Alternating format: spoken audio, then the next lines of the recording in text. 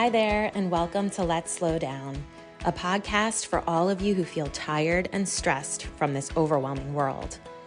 Here we'll have fun, inspiring conversations about living life on our own terms and explore ways to ease the pace of our modern world, because life really is good when you're relaxed enough to be present for it. I'm your host, Anne-Marie Stolting, and I welcome you to this space where I hope to inspire you to slow down, because life is too short to let it go by in a blur. So take a deep breath, relax, and enjoy the show. Hey everyone, welcome back to another episode of the Let's Slow Down podcast. Today's episode is a solo one, and it's for anyone who is experiencing something particularly difficult or stressful in their lives, or who just really feels at this point in the winter that they need a break. Remember, in nature, winter is traditionally a season of hibernation. Animals and some plants are dormant during these colder months. And similarly for us, taking a rest during winter aligns with this natural inclination to slow down and conserve energy. There's less daylight, which can influence our circadian rhythms and certainly impact our energy levels this time of year.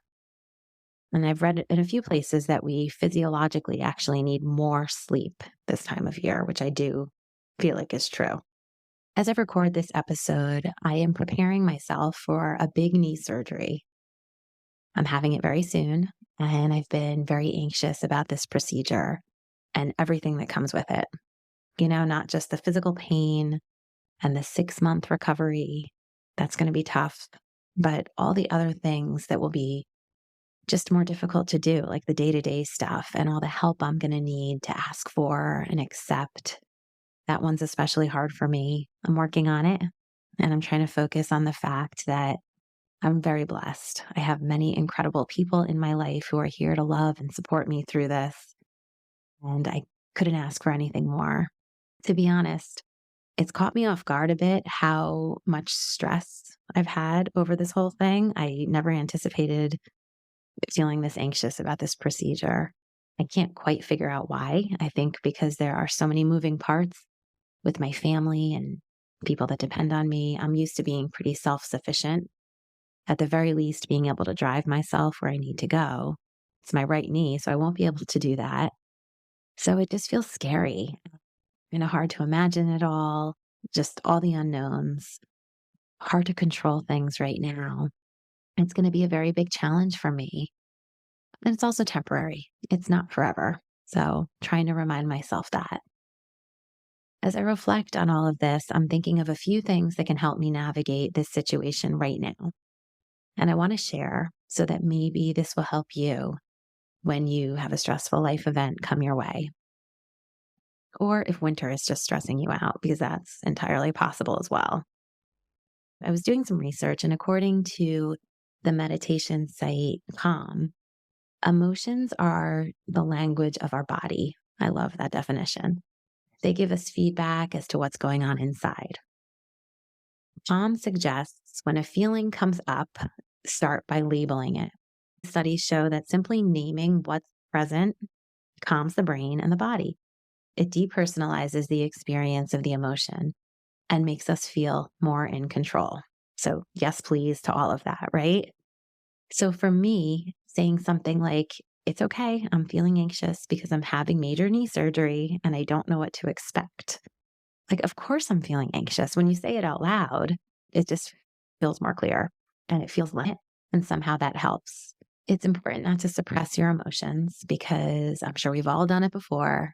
Studies show that suppressing feelings can have really powerful negative mental repercussions and physical repercussions. So everything gets bottled up. It can impede healing and growth, obviously affect our mental state, and it makes it hard to move on. The author Jay Shetty says, don't ignore or suppress your feelings. Identify them. Only then can you move forward with clarity and purpose. I thought that was a great quote. It was very insightful to me. Just allowing myself to sit with the uncomfort of it all and identify what was going on actually helped a lot. I started having productive thoughts like, hey, what's the reason this might be happening? What can I learn from this? And how can I grow? What can I be grateful for in this situation? What's it going to feel like when this is all in the past and my knee feels great again?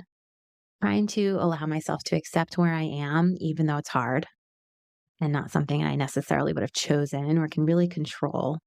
I need to trust that I am exactly where I'm supposed to be and that these things happen for a reason. And just keep reminding myself that my overall health is going to improve as a result of this procedure. I'm focusing on being grateful for all of it, being able to have this surgery, the means, the time, the health. This is important. And I find myself having to come back to it often as these things can be taken for granted. I know for me, you can fall into that state of mind where you just kind of feel bad for yourself that this is happening or that you're feeling this way, but there's always something to be grateful for. Personally, I've realized that this is God's way of forcing me to rest. Let's face it, there are very few times when most of us truly allow ourselves to pause. I'm not saying we necessarily need a giant life altering event to happen in our life to take a break, but that is usually how most of us operate, right? We wait until we're forced. Even with the slowing down that I've been incorporating into my life, this medical leave is really hard to accept. It's reminding me that when all is said and done and my knee is better, maybe I need to think about taking a little bit more time off on occasion just for the sake of letting myself reset, recharge, have a really solid break. And speaking of breaks, this is a little off topic, but I've read a lot about successful CEOs that regularly take time off to refuel and recharge. And that is not common, right? People wear it like a badge of honor that they don't use their sick days or that they haven't taken in a vacation in a couple of years, but it's not healthy. We need to take breaks. So, this is a little bit different than what I'm personally going through right now with medical stuff, but Bill Gates takes 2 separate weeks a year to hide away somewhere remote and read books. He calls it a think week, devoted entirely to reading for a week at a time. He doesn't have computer or phone access. He totally unplugs. I don't think he has Wi Fi. And he spends minimal time doing anything but reading. Of course, he has the means to do that. I think he even has someone who brings him his meals. He literally just rests and reads in an isolated cabin in the woods. He minimizes distractions to allow total focus on his goal of reading and recovering. And apparently, many popular Microsoft initiatives and products have been born during these reading retreats that he takes. So I thought that was pretty interesting. Really cool. Definitely something I'd love to do at some point. Sorry, I know that was a bit of a side note, but it highlights how powerful breaks can be. Now, I'm taking a medical leave for over a month. I know it's not a true break, but it's a huge pause in my life. And it's also one that I have come to accept that I really do need physically and mentally. I need to respect the healing process. I cannot rush it. I need to rest and let my body do the healing it needs to do in order to come out stronger on the other side of this.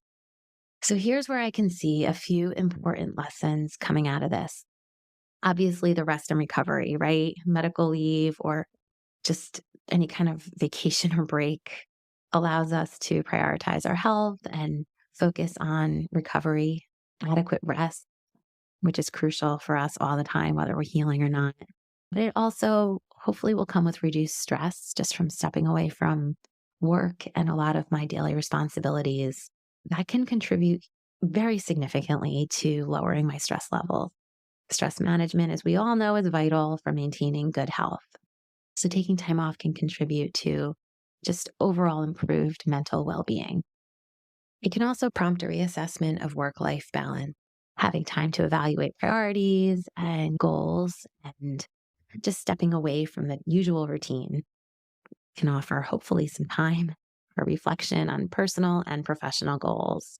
Taking breaks can also enhance productivity. It seems so counterproductive, but taking the necessary time off to address health issues prevents burnout and promotes sustained performance. And I notice that just even if I take a true break on a weekend, I come back refreshed and ultimately am more productive. I've also been thinking about how appropriate it is that this is happening in the middle of winter. It's not lost on me that winter is often considered a time of renewal in nature. Resting during winter allows us to undergo a similar process of renewal and preparation for spring, just as nature prepares for the resurgence of life. We can use the winter months to prepare for our own growth and renewal. Resting during winter can be a strategic investment in our well-being, setting the stage for increased energy and productivity when spring arrives. I've heard the term wintering, kind of a new term to me. I like it a lot. I love it. With shorter days, longer nights, it's an ideal time to winter, to look within and focus on what really matters most. By aligning with these natural patterns of winter and also listening to my doctor's orders, I'm hoping that by taking a pause and allowing more rest during this season becomes a way to honor my healing process and also kind of sync up with the rhythms of nature and foster a sense of well-being. And I encourage all of you to do the same. Spring will be here before we know it. It's coming, thank God. So let's rest and get ready for really wonderful things to come. The podcast will be back with another guest interview next week. And maybe, depending on if I'm feeling up to it, I'll pop on with another short solo episode to check in a few weeks. I wish you all much good health and lots of restorative downtime this winter. Be well, everyone.